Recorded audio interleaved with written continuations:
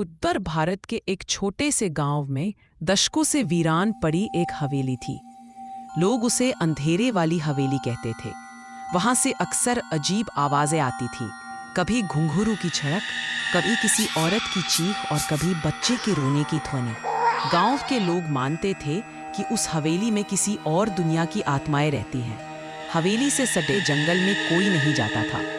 कई बार गांव के कुछ लड़के बहादुरी दिखाने के लिए वहां गए, लेकिन या तो लौटकर कभी बोले नहीं या फिर पागल हो गए। दिल्ली का एक पत्रकार अभय गांव में पहुंचा। उसका शौक था रहस्यमयी जगहों की जांच करना और सच को दुनिया के सामने लाना। जब उसने हवेली की कहानियां सुनी तो उसने तय किया कि वह अकेले रात को हवेली में जाएगा और कैमरे पर सब रिकॉर्ड करेगा। गांव के बुजुर्गों ने बहुत मना किया, बेटा, अंधेरे वाली हवेली खेल नहीं है, जो वहां गया उसका बचना मुश्किल है।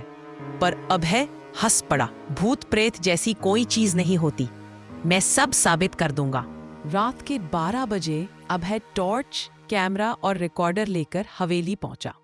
हवेली टूटी फूटी थी, दरवाजे जंग लगे और भीतर से ठंडी हवा बाहर आ रही थी। जैसे ही उसने दरवाजा खोला, उसकी टॉर्च अपने आप झपकने लगी। अंदर का माहौल इतना ठंडा था मानो बर्फ रखी हो। दीवारों पर काले धब्बे, टूटी खिड़कियां और जाले फैले हुए थे। हॉल के बीचों बीच एक बड़ा आईना रखा था। आईना टूटा हुआ था, लेकिन बीच में उसका एक हिस्सा चमक रहा था। अभय को लगा कि शायद यह आईना सबसे ज्यादा डरावनी कहानियों का कारण है। अभय ने कैमरा चालू किया और रिकॉर्डिंग शुरू की। तभी अचानक उसे पीछे से किसी औरत की धीमी हंसी सुनाई दी। उसने पलटकर देखा, लेकिन वहां कोई नहीं था। उसका दिल जोर से धड़कने लगा। थोड़ी देर बाद उसके कैमरे पर धुंधली परछाइयां दिखने लगी, मानो कई लोग कमरे में घूम रहे हों। वह घबरा गया, पर हिम्मत करके बोला, कौन है यहाँ? सामने आओ। अचानक हवा और ठंडी हो गई। आईने पर धुंध छाने लगी और उसमें धीरे धीरे अक्षर बनने लगे, यहाँ से चले जाओ, वरना तुम्हें भी हम में से एक बना लेंगे। अभय ने ठान लिया कि वह सच्चाई पता लगाए बिना नहीं जाएगा। उसने हवेली की ऊपरी मंजिल की ओर कदम बढ़ाए। ऊपर जाते ही उसे एक बंद कमरा दिखा। दरवाजा बहुत पुराना था, लेकिन भीतर से कुछ खरोंचने की आवाजें आ रही थी। काफी कोशिश के बाद दरवाजा खुला। अंदर जाते ही एक भयानक दृश्य सामने था। फर्श पर खून के धब्बे, दीवारों पर नाखूनों के निशान और बीच में लोहे की जंजीरें।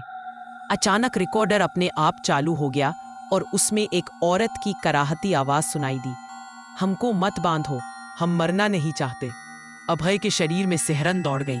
कमरे में मौजूद आईना अचानक चमकने लगा और उसमें एक परिवार की तस्वीर उभर आई, पति, पत्नी और उनकी छोटी बेटी। वह सब खुश नजर आ रहे थे, लेकिन कुछ ही क्षणों में दृश्य बदल गया। उसी परिवार को हवेली में तड़प तड़प कर मरते हुए दिखाया गया। अभय चिल्लाया, ये किसने किया? तभी पीछे से जंजीरों की आवाज आई। उसने मुड़कर देखा। काले कपड़ों में लिपटी परछाइयां खड़ी थीं। उनकी आंखें लाल जल रही थीं। उनमें से एक परछाई धीरे धीरे बोली, हम सब इस हवेली के कैदी हैं। जिस किसी ने भी हवेली का आईना छुआ, उसकी आत्मा इसमें कैद हो गई। डर और जिज्ञासा में अभय ने वही टूटा हुआ आईना छू लिया। जैसे ही उसकी उंगलियां आईने से लगी, उसने महसूस किया कि उसका शरीर जमने लगा है। कैमरे में रिकॉर्ड हो रहा था कि अभय खुद अपने ही प्रतिबिंब में खींचता जा रहा है। उसने बहुत कोशिश की, लेकिन आईना उसे अंदर खींच रहा था। आखिरी क्षण में उसने चिल्लाकर कहा, अगर कोई ये रिकॉर्डिंग देखे तो इस हवेली से दूर रहना, आईना मत छूना। अगले दिन गांव वालों को हवेली के बाहर अभय का कैमरा पड़ा मिला। कैमरे में उसकी पूरी रात की रिकॉर्डिंग मौजूद थी।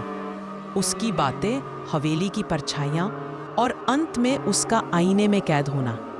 गांव वाले कैमरा देखकर कांप उठे और उसे जला दिया। लेकिन कहते हैं कि उस दिन के बाद हवेली के आईने में एक नया चेहरा जुड़ गया, अभय का। अब वहां से गुजरने वाले लोग कई बार देखते हैं कि आईने के भीतर से एक आदमी कैमरा पकड़े उन्हें देख रहा है, मानो अगला शिकार ढूंढ रहा हो। यह कहानी आपको अच्छी लगी हो तो चैनल को लाइक और सब्सक्राइब करें। बेल आइकन दबाना ना भूलें। मिलते हैं अगली कहानी में।